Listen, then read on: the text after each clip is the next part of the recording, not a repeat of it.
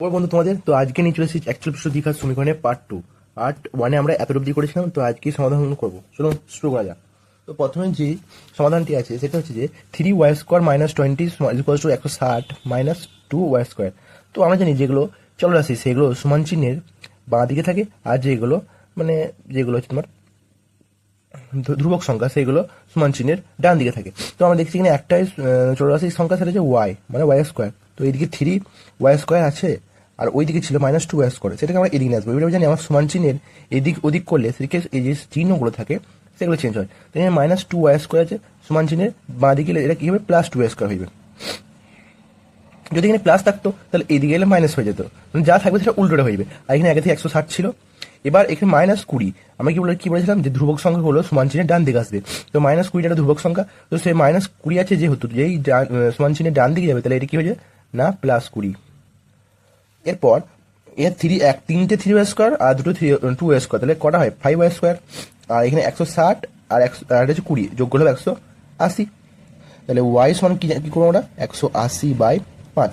এই যে সংখ্যাটা থাকে এটা নিচে চলে আসে, মানে যেটা গুণ আকারে থাকবে সমান চিহ্নে এই দিয়ে গেলে সেটা ভাগ আকারে হয়ে যাবে, মানে যা হবে উল্টো আর কি। যোগ থাকলে বিয়োগ, বিয়োগ থাকলে যোগ, ভাগ থাকলে গুণ, গুণ থাকলে ভাগ, এরকম। তো যেহেতু এটা গুণ আকারে ছিল ওই দিয়ে গেলে এটা ভাগ আকারে হয়ে যাবে। তো 180/5, তো মানে কারো 5×3=15, 5×3=15 আর 30, 5×6 30। তাহলে y² সমান হচ্ছে 36। এবার জানি আমরা যে y² মানে রুট, তাহলে এখানে y সমান কি লিখতে পারি, √36। এই 36কে একটা সংখ্যা দিয়ে গেছে, কত বলতো, 6×6 = 36।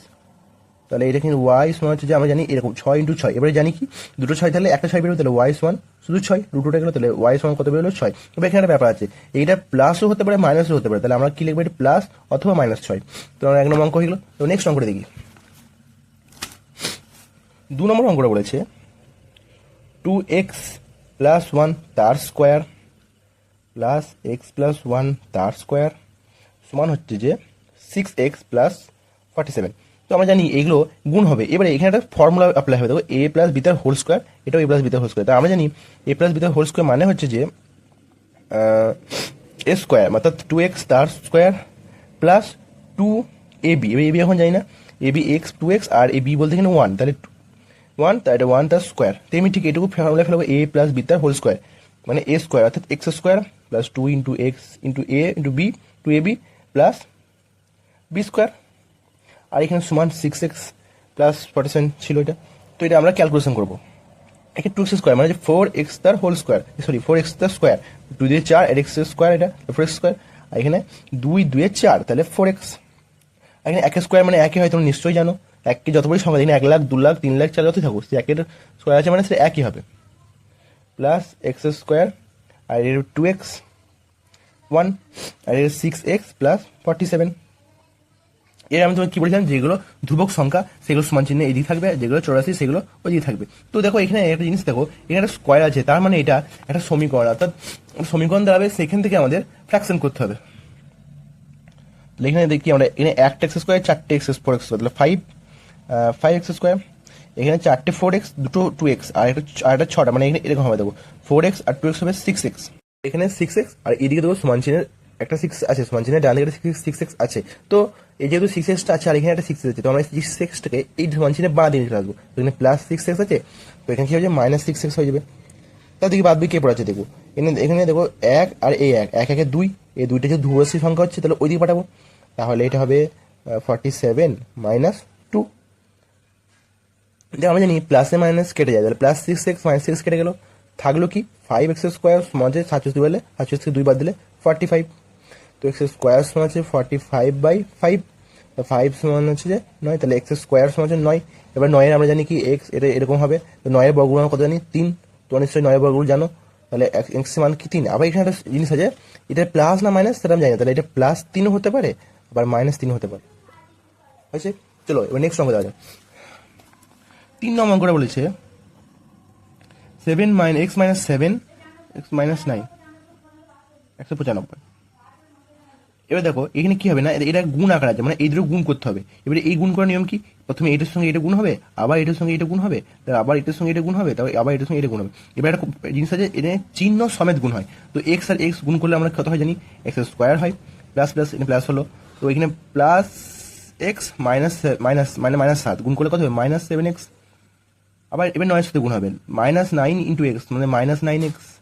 এ মাইনাসে মাইনাসে প্লাস হলো, তাহলে দেখো মাইনাস 9 আর মাইনাসের গুণ হচ্ছে, তাহলে মাইনাস প্লাস হয়ে গেলো, আর 9 সাথে 63 হয়ে গেলো, 63 আর এটা এখানে 195। তো আমরা কি জানি এক্স স্কোয়ার আছে, এই দেখো মাইনাসে মাইনাসে কি হয়, মাইনাসে মাইনাসে আমরা কি জানি মাইনাসে মাইনাসে প্লাস হয়, তাহলে মাইনাস কত হবে এখানে 7 আর 6 10, তাহলে এখানে 16 হয়ে গেলো, 16x। আর এই যে 195 এটা আমরা এদিকে নিয়ে চলে আসবো, তাহলে 195 মাইনাস প্লাস 3.0, এটা যোগ করে হলো 132। তো আমাকে 132টাকে ভেঙে এমন দুটো সংখ্যা করতে হয় যাতে সে যোগ বিয়োগ করে মাইনাস 12 হয়।